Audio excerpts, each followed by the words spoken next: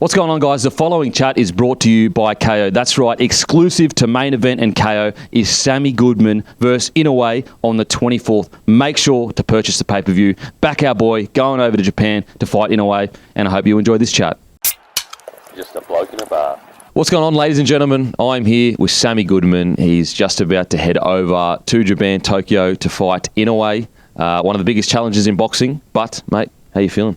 Feeling good, ready to go. So starting to finish off camp over here and just looking forward to getting over to Tokyo at the moment. And I guess, you know, with these huge fights, because it is one of the biggest fights in boxing right now, what is the kind of lead up to it? Like, is there anything that people would be surprised by about maybe the calmness of it, or is it as hype as you would imagine?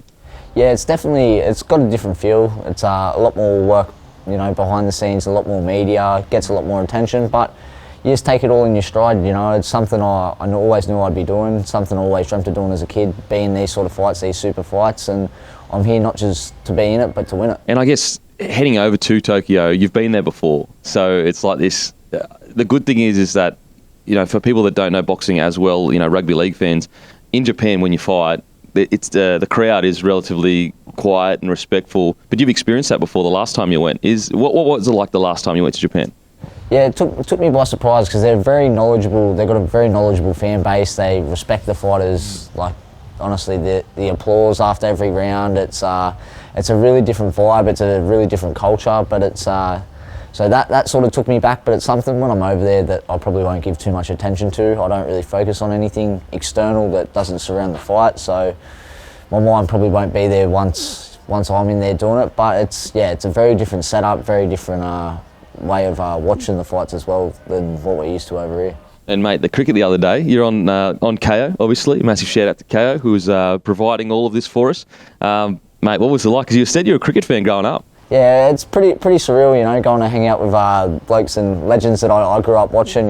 Guys like Binger, Adam Gilchrist, and I met Punter the other week as well. So it's watching all legends that have done what they've done in their sport, and it's motivating and it's inspirational. And they're guys I've tried to take things from watching them in their respective sports when I was a kid growing up. Well, was there anything surprising about I've been in the same boat. You meet blokes that you used to watch on TV and you're like, they're almost larger than life. And then when you meet them, you're like, mate, they're so down to earth. 100%. Everyone's just a knockabout bloke, and they're all normal that have just went and done great things in their respective fields. And yeah, so it's pretty cool thing to do. But like I said, all normal blokes that have done great things. And mate, I'm sure a lot of the watchers and listeners want to know about it. But obviously, the cut happened a few weeks ago. Mate, just first of all, walk us through what happened. The fallout and everything like that. How were you feeling? All that kind of stuff. Mate, it was just, honestly, I can't really even explain it. Like, I was wearing headgear, everything was as a normal sparring session is, and just a sort of, I had a little bit of a black eye, whether it was a bit of a weak area or something, and it wasn't even a massive shot or anything I thought anything of, and my sparring partner just let me know, you're cut, and once he said that, it was pure devastation. But I was trying to almost say, like, can we still go on with it? But my team, thought, like, we're here to win this fight. We're not going in this fight to, it's already one of the hardest fight series. I don't need to be going in there disadvantaged and, giving him any sort of upper hand. So my team done the right thing, looked to reschedule the fight, and, credit to No Limit, Matt Rose and Peter Matreski, and, my manager who got it sorted very quickly, So that night I got to go ahead with a clear mind, knowing that the fight's still going ahead, there's still work to be done, and I've just got to get on with it and refocus. Was there any worry that they would just find another opponent and you would almost miss your opportunity? Oh, absolutely. Those first few hours were they were terrible. So the first couple of hours I was getting tagged in everything that was he's fighting a replacement and stuff, and I swear I felt like crying on and off for about 6 hours. So after I got the phone call off Pete and Matt that the fight's back on, I could stop stressing it, or just have a clear mind and just refocus and go, it's still happening, I've got a job to do still, get on with things. And because a lot of people don't know this, that this is actually 2 years in the making. So I was speaking to Matty Rose just yesterday, and he said, and correct me if I'm wrong, but he said that you said to him, mate, in 2 years, I want to fight Inoue. and I'm going to prepare everything to that moment. Is that true? 100%. It's something I feel I've manifested. You know, I just knew how timings would align, and I know how good of a fighter he is, and I sort of backed him to do his role to get into that position.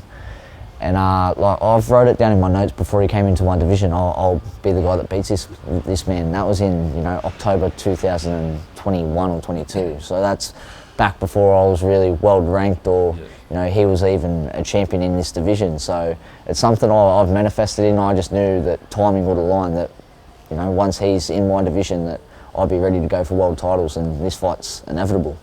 Has it been? I'm assuming it's a unique experience going to fight someone that speaks a different language as well, because obviously the managers, has it been unique at all, or you just let the managers do all that? You can't talk shit, so you can't, it's hard to have a bit of back and forth or anything like that. And like all that side of managers and stuff I don't really get involved with. I worry about the fighting and worry about what I've got to do, but it is a bit weird, and it takes a bit of feeling out of some things, but not with this fight. There's so much into this fight that you don't need any motivation to get pumped up for this or whatever. And it's something I've dealt with in many of my fights. I've had people come over here and they don't speak the language, so it's something you're almost accustomed to at this stage. And I've got to ask you, and I'm sorry if I'm hanging No Limit out to dry, but surely you're flying business class over to Tokyo. Oh, mate, I think we had to take a few extra flights. I think we're premium. So okay. I think well, Pete's trying to get you guys. You've got to stay hungry, so I think he's took the business class ticket and done me dirty. Mate, if I'm not business on the way back, there's blow up. So if I've got 5 belts and I'm not frigging in business class, there is blow up. You should nearly have your whole own plane, No Limit. If you beat the monster, you're getting your own plane nearly. When we beat the monster, I need a jet. Mate, I love it. Now, mate, you like a bit of rugby league yourself? Who's your team? Dragons. So okay. We're rebuilding phase. Yep, all right. Nate, what do you reckon about the whole Ben Hunt situation? As a Dragons fan, he's your best player, but he wanted out. What do you reckon? It's a hard one, because he was our best player, but if you don't want to be there and you're not going to play your best footy, I don't believe, so let him sort of go, and and try and blood some new people through. If you don't want to be in that spot, I don't think they're going to give their best for the team, and it's a hard environment, and probably a toxic environment to be around. So I think that's probably something that's got to change within the club, is get that winning culture back and people that want to play for the jersey.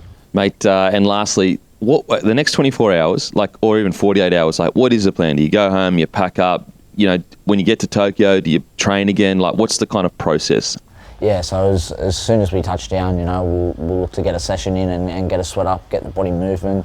And once we're there, it's just all about, keeping the body firing, keeping fresh, keeping the fitness up, Most of the work's done. It's just about getting to the fight as fit and fresh as I possibly can be. And actually, for our listeners, and we'll also put it on Instagram, we're going to have some signed gloves from Sam Goodman that you'll be able to win, but we'll announce a bit later. So stay tuned for that. But, mate, cannot wait to. Obviously, I'll be joining over there. Hopefully, I don't pester you too much. If I come back with a black eye, I've been a pest. So you know what happened.